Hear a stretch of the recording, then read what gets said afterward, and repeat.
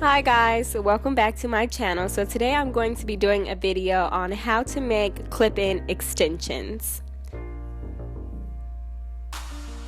To start off, you're going to need a hairbrush, some wig clips, a pair of sharp scissors, some thread, a sewing needle, and some synthetic or human hair.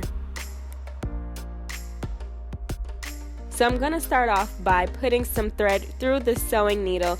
Now I know if you guys are used to sewing in your sew-ins or familiar with weaves, this is not the same needle that you use for a sew-in. That needle is called a C needle, and if you actually try to use that needle, it will not go through the clip-ins.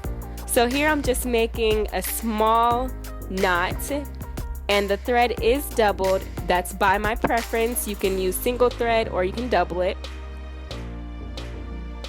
I'm just going to cut the end of the thread off, and this is very important because if you don't, you'll have a thread hanging out and you'll be able to see that in your hair after you clip your clip-ins in. So cut off that little end piece.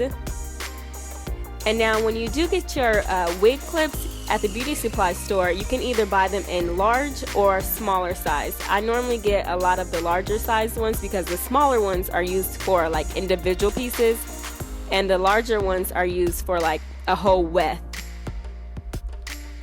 So when you first start off, you want to make sure the rubber piece on the back is going to be facing the back of the weft. So you want to make sure that it's going to be facing the weft because that rubber piece is going to be the barrier between your roots and the clip-in. So here I'm starting off at the end, and I'm going to start off at this circle right here on the far right. And you want to start from the back so that the knot can be on the back side and not on the side that's going to go on your scalp, because if it's on the side that's going to go on your scalp, it's going to just be more bulkier.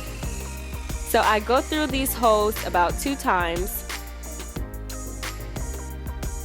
and as soon as I'm done from that hole, I go to the second one. Now when you're doing this, you guys, it is kind of tricky to find the hole from the other side of the weft, but just be patient, you'll get it. And now I'm moving on to the third hole using the same method.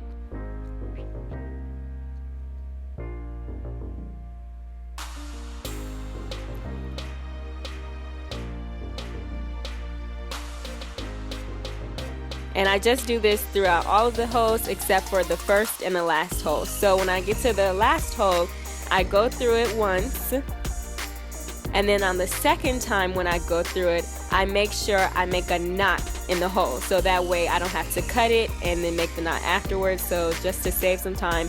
So I go through and I twist the thread around and put it through the needle. So here, as you guys can see, the thread got caught at the end. Just make sure you be careful because you don't want your clip-ins to look kind of raggedy. And I pull the knot towards the back side. Yet again, if it was on the side that would be going on my scalp, it would just make it more bulky, and you just want your clip-ins to look very natural. So now right here, I'm just going to clip the little tail off, and you want to make sure you clip it close enough where you're not going to see a thread hanging off, but not so close where the knot is going to come undone. So this is going to be the end result, and you guys, you can make your clip-ins as close or as far away as you like them. Alright guys, thanks for watching this video. Make sure you guys like, comment, and subscribe to my channel if you are not already, and I'll catch you guys in my next video.